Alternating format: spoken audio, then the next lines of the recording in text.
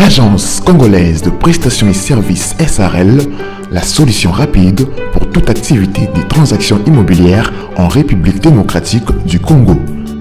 Vente, achat, gestion, estimation, mise en location des biens meubles et immeubles, contactez-nous au plus 243 85 27 79 630.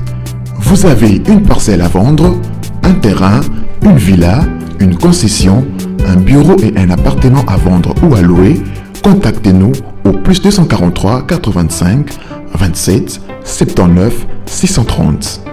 La CPS SARL est la première société et grand réseau spécialisé dans la vente et l'achat des... Oji mamacita, Oji mamacita, tu es tant de qui de moi de nous pour toi je t'ai redessi massa. Vas-y mamacita, Oji mamacita, en plein ensemble je t'ai dit je t'aime à travers les miningas. Oji mamacita, tu es tant de qui de moi de nous pour toi je t'ai redessi massa. Oji mamacita, en plein ensemble je t'ai dit je t'aime à travers les miningas. Quand je pense à toi je suis pas allé, je suis BG encore. Tu t'en fous de mes reproches et de mes erreurs qui sont moches. La bonne j'arrange mes souvenirs dans la rue, je deviens rail quand je suis dans le... Mbote libota na ngai mbote na bino. Esengo mingi ya ko présenter bino ndako ya kitoko oyo. Donc eza résidence oyo bat bafandaka. Donc eza 12 mètres et demi x 20. Yango torotala lelo. Donc eza ndako ya kitoko. Ndako ya 4 chambres, 3 salles de bain, 2 salons, donc double salon, magasin. Ils ont presque dans la bilo nyonso. Ils ont bien.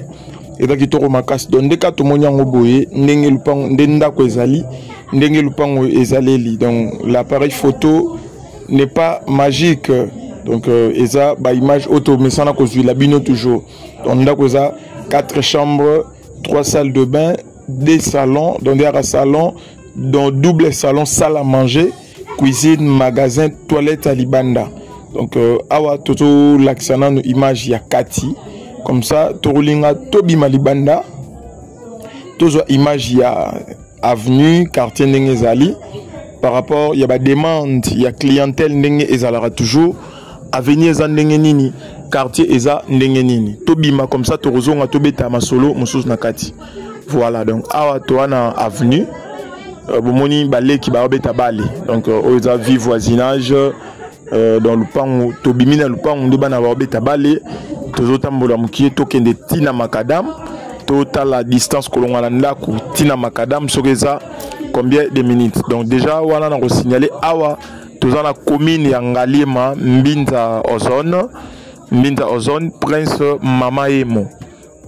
Donc place tozaleli donc Prince Mama Emo, Oriko ila na nzela ya mai, tout comme Oriko ila na nzela ya DGC. Donc na bandeli toana commune ya Ngaliema, quartier Mama Emo, Mbinza Ozone, Prince Mama Emo, ou Ekitati so des moutons, ya pompage. Donc à toza à 15 minutes il y a Kitambo magasin. Donc partout au route, sur Kitina Kitambo magasin, à partir de Kitambo magasin, aujourd'hui soit Nzela ya Mai pompage, soit aujourd'hui Nzela ya DGC. Donc on se retrouver à la place Tozali. Donc Makadam Yangwana Liboso, Torobima vraiment Tina na Makadam te. Toro Souka, Toro Baluka, plutôt que de tout décortiquer le pan, plutôt qu'il kotalande le pan. Bon, Baluka Tozonga. Donc awa Toya Liboso le pan. Tout le monde a balé qui beta balé donc portail noir on est en toyer kotala donc balé qui bango bazobeta beta ballon donc à toi liboso le pan to telemi to linga to kota na kati to lobaki eza 5e parcelle na makadam donc eza 5e parcelle na makadam to kota na kati to beta masolo. Voilà donc awa ndaku yangoyo ndaku oyo eza ndaku euti ko tongama bakala kala troté. Donc sali nango batan ebele ya makasité et ndako moko eza récemment construite. Donc eza ndako sika. Donc oyo bilo nzamba sali mikolo. Lupango ndako obo mona oyo entrée auto mona liboso na biso awa na gauche eza entrée ya salon. Donc ce côté salon et na 2 salons na suka to relaxa ba photo. Il y a 4 ya ndako ndenge ezali et puis ça quand même image. Photo boya ko filmer eza résidence bat bafandi. Résidence bat bafandi moyen to laksanakati ezate parce que tu retrouver ba photo na ba mur marbo belé. Donc eza salon, il y a des salons, il y a minene, salle à manger, cuisine, magasin, cuisine eza meublé puis il y a munene porte nango ngona kuna liboso côté kita rose ezali mo liboso wana entras il y a cuisine eza wana to repousse un peu to remona yango. Magasin, tu as 3 salles de bain. Salle de bain, mon chambre à parents, 2 salles de bain, na 4 dans salle de bain, mon pour la chambre et puis salle de bain, il y a visiteur. Et puis, na libanda, tu as marché, tu as sous na toilette, ou toilette extérieure, visiteur et travailleur, ezali.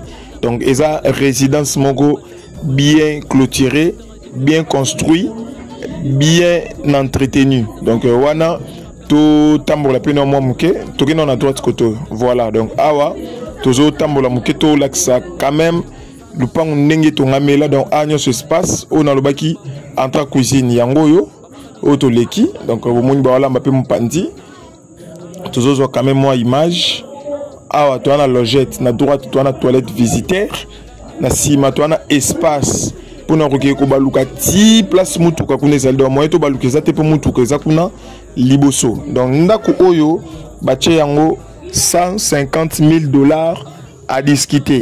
Donc bache yango $150,000 à discuter. Voilà, donc le pan yango oyo azara na posa asoma résidence na esika oyo akoyi ko fanda ko esika koyi ko komela esika koyi ko donc ko sala moi elo mo ya danger donc place yango yo eza place moko très bien $150,000 à discuter. Donc dans lobaki oyo azana posa ya ba vidéo ya Katia Ndaku a komel biso na WhatsApp to tindela ba photo ya Katia Ndaku soit o tindel biso ka numéro na yo to tindela yo parce que moyen tout ça to exposer intérieur ya Ndaku ezati. Voilà, donc wana to bimi déjà to laksaki awa to bimi juste pour na ko lakisa balabala ndenge ezali. Donc $150,000 à discuter na commune ya Ngaliema, quartier Mama Emo, au Babengara, Mbinza, Ozone. Donc tout ça 5e ou 6e parcelle na Macadam. Donc bonne chance à tout le monde pour naba au Barosala intéressé. Donc tu travailleras chaque jour au Bengibiso, tu auras rendez-vous total.